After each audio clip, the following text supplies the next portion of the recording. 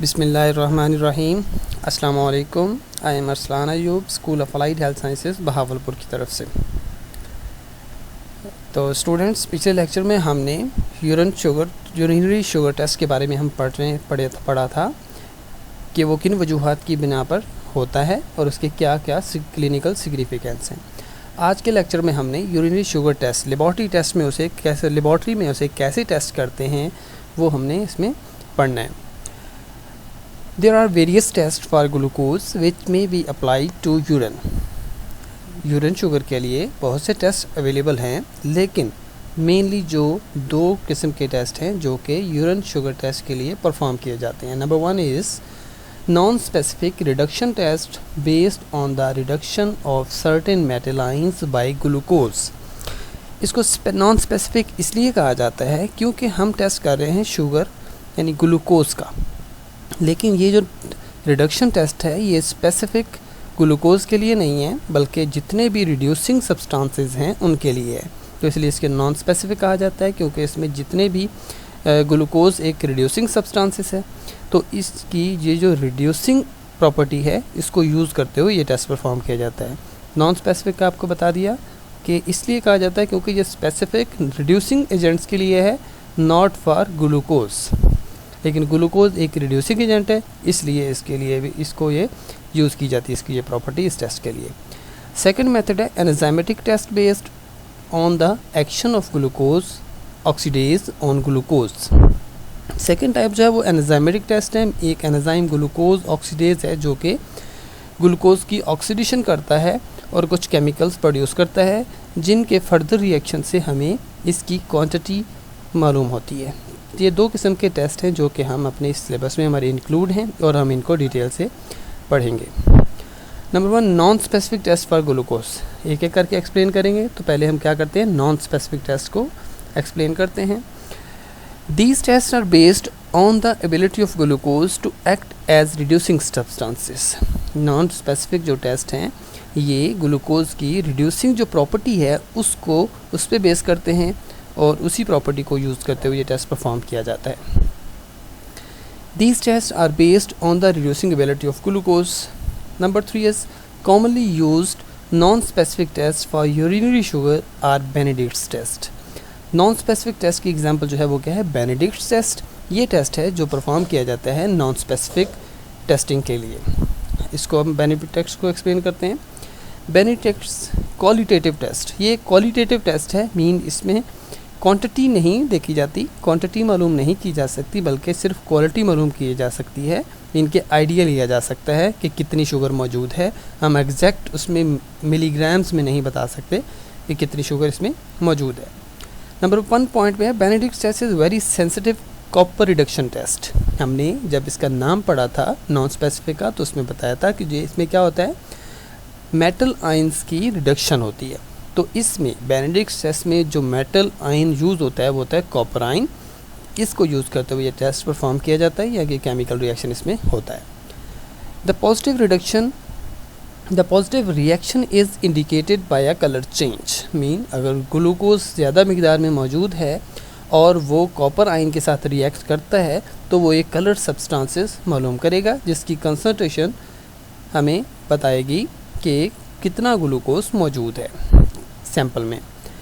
Number 3 it is a qualitative test in which the degree of colour formation is proportional to the amount of glucose or reducing substances present in the urine sugar. Mean जो colour produce होगा उसकी concentration, जितना colour उसमें ज़्यादा produce होगा, different colours बाद में आपको फर्दर लेक्चर में बता दिए जाएंगे, जितना ज़्यादा कलर प्रोड्यूस होगा उतना वो इंडिकेट करेगा कि उतनी ज़्यादा मिकदार में शुगर या ग्लूकोज मौजूद है उस सैंपल में जिसका टेस्ट किया जा रहा है।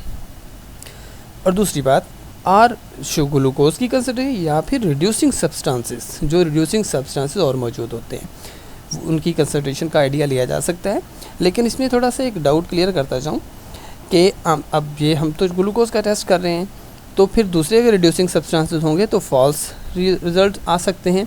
लेकिन यूरिन में ग्लूकोज के अलावा बाकी जितनी भी शुगर्स हैं या जितने भी रिड्यूसिंग सब्सटेंसेस हैं जिसमें इन्वॉल्व हो सकते हैं वो बहुत कम मिकदार में होते हैं, तो इसलिए उनसे ज़्यादा इफ़ेक्ट नहीं हो सकता। लेकिन कुछ रेयर कंडीशंस ऐसी हैं जिनमें अगर वो दूसरे रिड्यूसिंग सब्सटेंसेस ज़्यादा हो सकते हैं हों अगर, तो फिर फॉल्स पॉजिटिव आने का चांस होता है, लेकिन नॉर्मली ऐसा नहीं होता।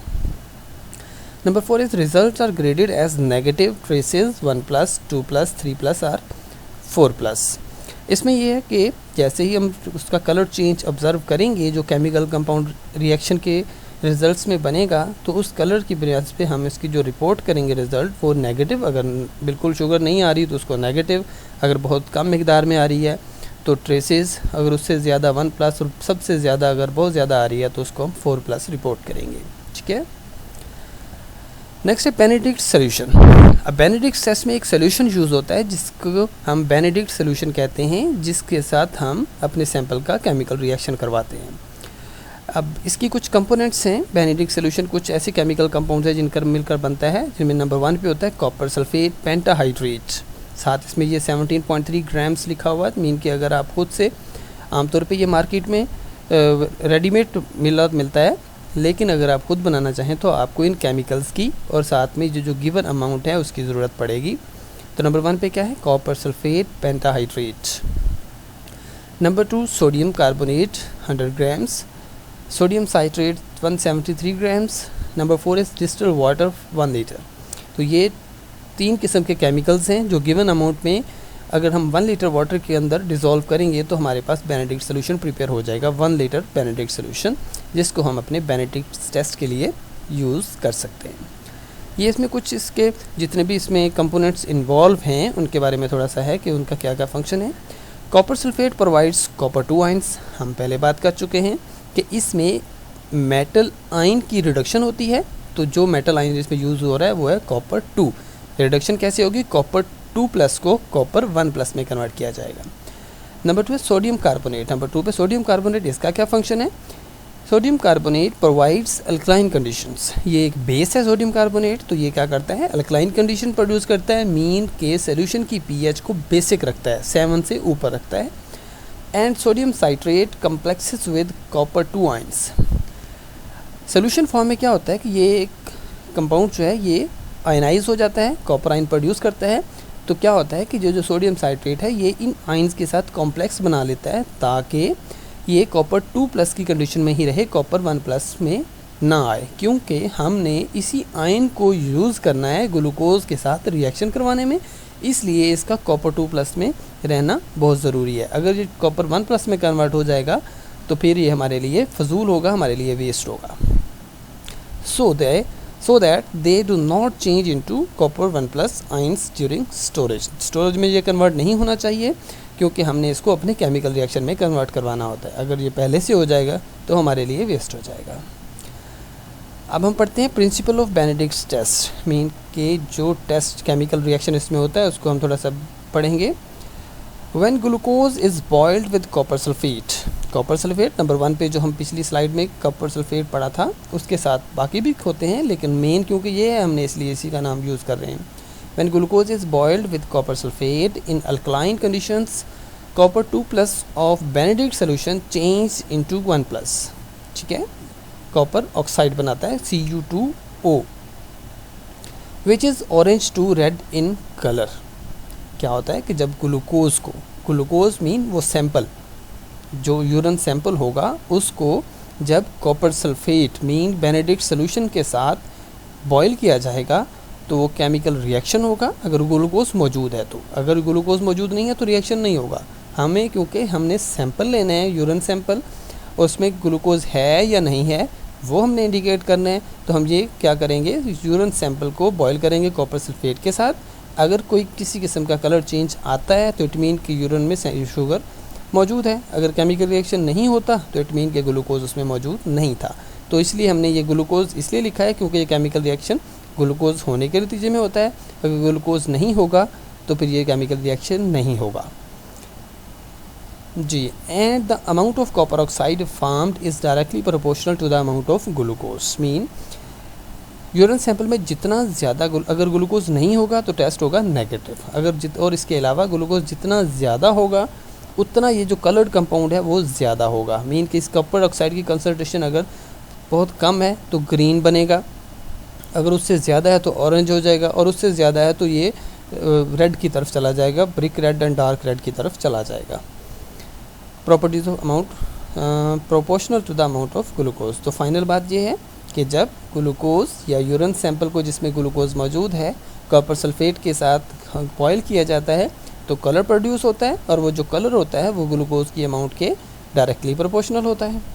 तो केमिकल रिएक्शन इसमें ये है, cupric ions mean copper sulphate जो है वो रिड्यूसिंग शुगर ग्लूकोज के साथ रिएक्शन करता है और क्यूप्रस आयन बनाता है एंड ऑक्सीडाइज शुगर। ये जो क्यूप्रस आयंस होते हैं ये कॉपर ऑक्साइड बनाने में यूज़ होते हैं और इनका कलर होता है ऑरेंज टू रेड। ये कलर अपीयरेंस देते हैं जिनसे हम आइडिया लेते हैं कि ग्लूकोज की कितनी मिकदार मौजूद है इस सैंपल में। लेबॉरेटरी टेस्ट करने के लिए कुछ चीज़ों की ज़रूरत पड़ती है, तो वो लिस्ट कुछ ऐसे है। Following lab instruments and chemicals are required for this test. Number 1 पे बेनेडिक्ट्स रिएजेंट्स ज़ाहिर है। Number 2 glass test tube. Number 3 Bunsen burner, test tube holder and test tube stand. ये कुछ चीज़ें जो हमें चाहिए। बेनेडिक्ट्स रिएजेंट हमें उसमें इसके साथ केमिकल रिएक्शन करवाना है। ग्लास टेस्ट ट्यूब चाहिए जिसमें हम ये केमिकल रिएजेंट और सैंपल ऐड करके उसको बॉईल करेंगे, और बॉईल करने के लिए हमें हीटर चाहिए जो बंसन बर्नर के लिए हम बेंसन बर्नर हमें यूज़ करेंगे। Test tube holder test tube को होल्ड करने के लिए यूज़ करेंगे क्योंकि हमने इसको टेस्ट ट्यूब को गर्म करना होता है, तो डायरेक्टली अगर उसे हम कैरी करेंगे तो हाथ जलने का ख़तरा होता है, तो इसलिए टेस्ट ट्यूब होल्डर यूज़ करेंगे। और दोबारा जब उसको हम गर्म करके दोबारा टेस्ट ट्यूब स्टैंड में उसको रखने के लिए यूज़ करेंगे। अब हम चलते हैं कि टेस्ट प्रोसीजर क्या है, कौन कौन से स्टेप्स इसमें इन्वॉल्व होंगे ये टेस्ट परफॉर्म करने के लिए। Number 1 take 5 ml Benedict solution in a test tube. हमने एक टेस्ट ट्यूब लेनी है, टेस्ट ट्यूब छोटी नहीं होगी बल्कि बड़ी होगी, 10 ml जिसमें कम से कम आ सके वो, उसमें हम 5 ml बेनेडिक्ट सोल्यूशन लेंगे, ब्लू कलर का होता है ये। Number 2 heat the reagent to check the false positive result. हम पहले बिना यूरिन सैंपल ऐड किए सिर्फ बेनेडिक्ट सोल्यूशन को ही गर्म करेंगे। क्यों गर्म करेंगे? ये चेक करने के लिए कि उसमें कोई एक्सपायरी तो नहीं है, कॉपर उसमें जो रीजेंट है वो प्रॉपर है। वो कैसे होगा? अगर रीजेंट गर्म करने से ही कोई उसमें कलर चेंज आता है, नॉर्मली वो ब्लू कलर होता है लेकिन वो चेंज होकर किसी दूसरी कलर में अगर कन्वर्ट हो जाता है तो इट मीन कि आपका जो केमिकल रीजेंट है, जो बेनेडिक्ट सोल्यूशन है, वो एक्सपायर हो चुका है और सही काम नहीं कर रहा। लेकिन अगर किसी किस्म का कलर चेंज नहीं आता, जो इसका ओरिजिनल कलर है वही रहता है गर्म करने के बावजूद, तो फिर ये सोल्यूशन बिल्कुल ठीक है और इसको हम फर्दर ओरिजिनल टेस्ट के लिए यूज़ कर सकते हैं। अगर कलर चेंज नहीं आता देन ऐड 2 to 3 ड्रॉप्स और 2 to 3 drops or 0.5 ml of urine sample in the test tube. अगर कलर चेंज नहीं आता तो फिर इसमें आप हाफ ml या फिर 2 से 3 कतरे यूरिन सैंपल के ऐड कर देंगे जिसका हम टेस्ट करने जा रहे हैं। नेक्स्ट पॉइंट है हीट द सैंपल अगेन। इसको फिर अगेन गर्म करना है for 2 minutes then cool under tap water. इस जो हमने 2 to 3 ड्रॉप्स हमने ऐड कर दिया था 5 ml बेनेडिक्ट सोल्यूशन में, उसको 2 मिनट के लिए गर्म करना है और फिर मतलब टैप वाटर मीन टूटी चला के नीचे उसको ठंडा करना है।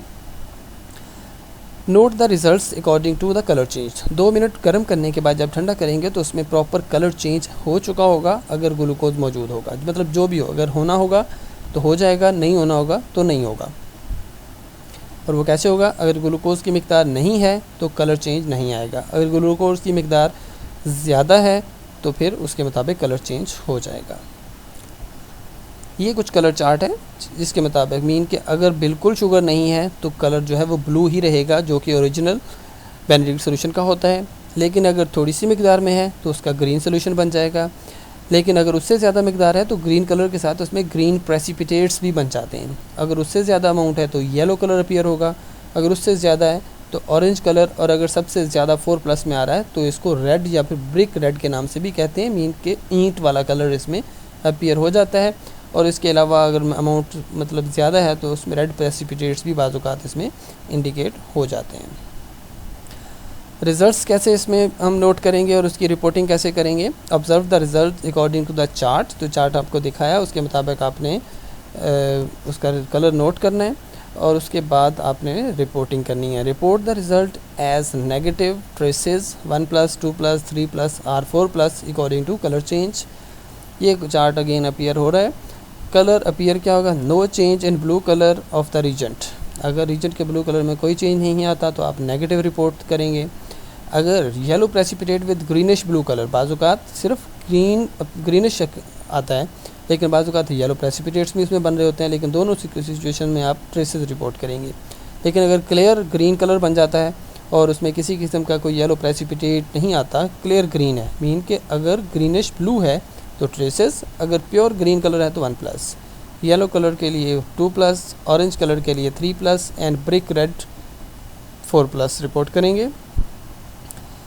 पहले हमने नॉन स्पेसिफिक टेस्ट पढ़े, अब हम सेकंड टेस्ट टाइप पढ़ने जा रहे हैं, स्पेसिफिक आर एंजाइमेटिक टेस्ट। इसको स्पेसिफिक इसलिए कहा गया क्योंकि ये स्पेसिफिक ग्लूकोज के लिए है, किसी जनरल ग्रुप के लिए नहीं बल्कि स्पेसिफिक ग्लूकोज के लिए है, इसको इसलिए स्पेसिफिक कहते हैं। और एंजाइमेटिक टेस्ट इसलिए कहते हैं क्योंकि इसमें कुछ एंजाइम्स इन्वॉल्व होते हैं। Enzymatic test are specific for glucose, they are reagent strips which are impregnated with enzymes glucose oxidase. ये यूरिन स्ट्रिप्स होती हैं जिनके ऊपर छोटे छोटे पैड्स बने होते हैं और उन पैड्स में केमिकल ड्राई कंडीशन में ग्लूकोज ऑक्सीडेज मौजूद होता है। Number 3, glucose oxidase only oxidises the glucose to gluconic acid and hydrogen peroxide. ये दो केमिकल हैं, gluconic acid and hydrogen peroxide, जो इस केमिकल रिएक्शन के रिजल्ट में बनते हैं। ग्लूकोज ऑक्सीडेज एंजाइम जो कि स्ट्रिप के ऊपर मौजूद होता है और ग्लूकोज जो कि सैंपल में होता है, इन दोनों को जब हम स्ट्रिप को ग्लूकोज या सैंपल में डिप करते हैं तो ये दो केमिकल कंपाउंड्स बनते हैं। The principle of all the enzymatic test are same. ये जनरल बात की जा रही है कि इसके अलावा, क्योंकि हमने ये स्ट्रिप टेस्ट सिर्फ ग्लूकोज के लिए नहीं बल्कि बाकी भी और काफ़ी टेस्ट जो हम पढ़ेंगे उसमें भी स्ट्रिप मेथड पढ़ेंगे, तो सब का जो प्रिंसिपल है, जो मेन जो तरीकाकार है वो सेम है। उसमें फ़र्क क्या पड़ता है, सिर्फ क्रोमोजन। क्रोमोजन क्या है, हाइड्रोजन पेरोक्साइड जो इसके रिज़ल्ट में बनता है वो फर्दर रिएक्शन करता है केमिकल सब्सटेंसेस जिसको क्रोमोजन कहते हैं। क्रोमोजन एक जनरल नेम है, ठीक है। तो डिफरेंट टेस्ट के लिए ये क्रोमोजन चेंज होता है, सब में ये हाइड्रोजन पेरोक्साइड बनता है और hydrogen peroxide then reacts with chromogens, chemical compounds के साथ रिएक्शन करता है और ये क्रोमोजन्स जो होते हैं ये कलर देते हैं, कलर्ड कंपाउंड प्रोड्यूस करते हैं। तो इस कलर चेंज से हम फिर आइडिया लेते हैं, पता चलता है हमें कि ग्लूकोज की कितनी मिकदार मौजूद है। The principle of all the enzymatic test are same but they differs only on usages of different types of chromogen. A color indicator, chromogens are chemical substances which give color change on oxidation.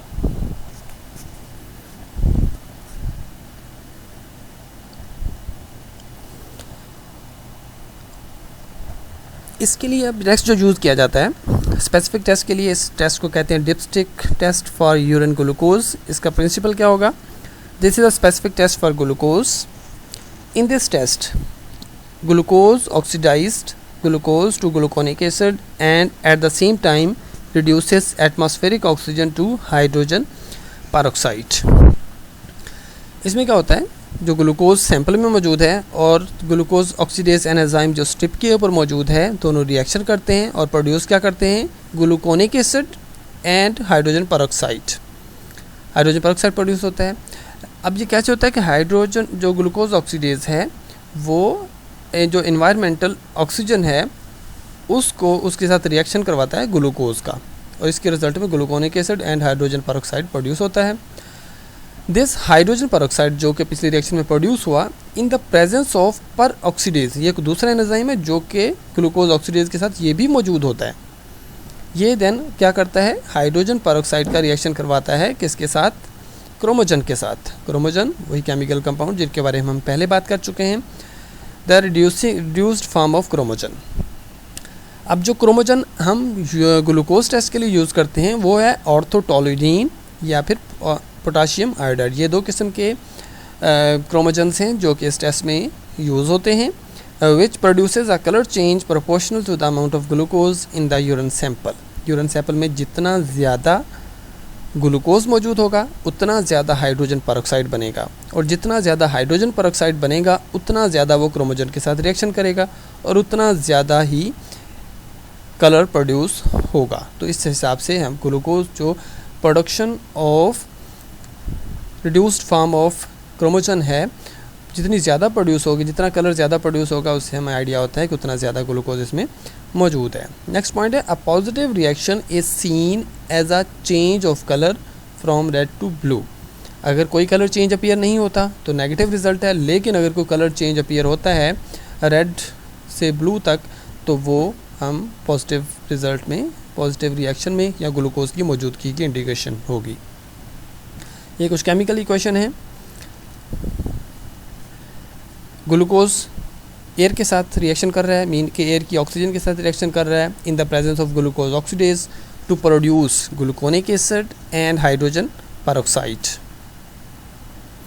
Then this hydrogen peroxide reacts with chromogen, orthotoluidine or potassium iodide in the presence of peroxidase to produce oxidized chromogen and water. This oxidized chromogen is a colored compound which indicates the amount of glucose. Contents of reagent strip. reagent strip जो कि हम इस test में use करते हैं, जिसके ऊपर बात की कि उसके पैड्स बने होते हैं और उसमें जो ग्लूकोज ऑक्सीडेज था वो इम्प्रेगनेटेड होता है, तो उसके कुछ और भी कंटेंट्स होते हैं। reagent strips पैड कंटेन्स, ये कुछ पिक्चर्स में आप देख सकते हैं कि इस तरह की स्ट्रिप होती है और उसके ऊपर इस तरह के पैड्स बने होते हैं। ये ऊपर वाला जो है ग्लूकोज के लिए है और नीचा जो है वो किसी और टेस्ट के लिए है। तो ये दोनों इकट्ठे दिखाए जा रहे हैं, लेकिन आप इसमें सिर्फ आइडिया ले सकते हैं। Number 1 is glucose oxidase, peroxidase and chromogen. ये 3 किस्म के कंपाउंड्स हैं जो कि इस स्ट्रिप में मौजूद होते हैं, जो कि रिएक्शन करते हैं। क्रोमोजन क्या चीज़ है? Substance having ability to change into coloured compound. ये एबिलिटी होती है इसमें, जो कि क्या करता है, हाइड्रोजन पेरोक्साइड के साथ रिएक्शन करके कलर्ड कंपाउंड प्रोड्यूस करता है। अब हम चलते हैं टेस्ट प्रोसीजर की तरफ कि ये टेस्ट परफॉर्म कैसे किया जाएगा। बहुत इजी मेथड है ये। Remove the strip from the bottle and replace the cap of bottle immediately. हमने जिस बॉटल में ये स्ट्रिप्स मौजूद होंगी उसको स्ट्रिप लेनी है और फ़ौरन उसको बंद कर देना है, क्योंकि मॉइस्चर जो है वो इन स्ट्रिप्स को बहुत ज़्यादा, मॉइस्चर, ड्राई कंडीशंस और मॉइस्चर दोनों इसके लिए ठीक नहीं होते, इसलिए हमने इस टेस्ट को ज़्यादा बॉटल को खुला नहीं रखना। नेक्स्ट क्या करना है? Immerse the reagent area of the strip in the urine specimen and take it out quickly. जो स्ट्रिप मौजूद होगी उसमें जो पैड्स बने होते हैं वो एक साइड पे होते हैं, लेकिन दूसरा एरिया खाली होता है ताकि उसको होल्ड किया जा सके। तो आपने होल्ड करने वाली साइड से पकड़कर जो स्ट्रिप पैड्स बने होते हैं उनको यूरिन सैंपल के अंदर डिप करना है और 2 सेकंड के अंदर अंदर उसको वापस निकाल लेना है, मीन कि बहुत ज़्यादा टाइम के लिए उसमें डिप नहीं करना। Then wipe off excess urine against the rim of specimen container. जिस कंटेनर में, जिस बॉटल में, जिस पॉट में यूरिन मौजूद है उसके किनारे के साथ आपने स्ट्रिप को ऐसे लगा के उसको उसमें से वो निकाल देना है, उसको जो एक्स्ट्रा यूरिन उसके साथ होगा। नेक्स्ट पॉइंट है read the result with in 60 seconds. फिर उसको क्या करना है कि वेट करना है फॉर 60 सेकेंड्स और उसी वक्त उसका रिजल्ट नोट कर लेना है, ज़्यादा लेट नहीं करना। Compare the color change with given standard and report the result as negative traces 1+, 2+, 3+ और 4+। अब 60 सेकेंड जब कंप्लीट हो जाएंगे देन हमने क्या करना है, कलर चेंज नोट करना है और वो जिस बॉटल के अंदर स्ट्रिप्स मौजूद होंगी उसके ऊपर प्रिंटेड होता है, जो गिवन स्टैंडर्ड्स होते हैं उनके साथ हम उस स्ट्रिप कलर्स को कंपेयर करेंगे और जो कलर अपीयर होगा उसके साथ ही उसकी रीडिंग लिखी होती है नीचे, वही हमने रिपोर्ट करनी होती है। अब इस टेस्ट को परफॉर्म करने के लिए कुछ इंस्ट्रक्शंस हैं जो कि फॉलो करना ज़रूरी हैं। Number 1, store the test strips pack at 2 to 3 degree centigrade in dry conditions. Mean moisture इसके लिए ठीक नहीं है ड्राई कंडीशन में, लेकिन लो टेम्परेचर भी इसके लिए ज़रूरी है। Number 2, do not touch the reagent area. आपने जिस साइड पे स्ट्रिप के रीजेंट्स लगे होते हैं, पैड्स होते हैं, उनको टच नहीं करना, बल्कि जिस साइड वो जो फ्री साइड्स होती है वहीं से उसको होल्ड करना है। Ignore the colour change after 2 minutes. 60 second जैसे ही कंप्लीट होंगे आपने रिजल्ट नोट कर लेना है, लेकिन आफ्टर 2 मिनट्स, आफ्टर 120 सेकेंड्स अगर किसी किस्म का कलर चेंज आता है, कलर अपीयर होता है, तो आप इसको इग्नोर करेंगे, आप उसको टेस्ट रिज़ल्ट नहीं कह सकते। तो ये थे हमारे यूरिन शुगर टेस्ट, कंप्लीट हैं। आप इसको अच्छे तरीके से समझिए, देखिए, सुनिए और इसके बाद हम इंशाल्लाह नेक्स्ट टेस्ट पढ़ेंगे। अल्लाह हाफिज़, अस्सलाम वालेकुम।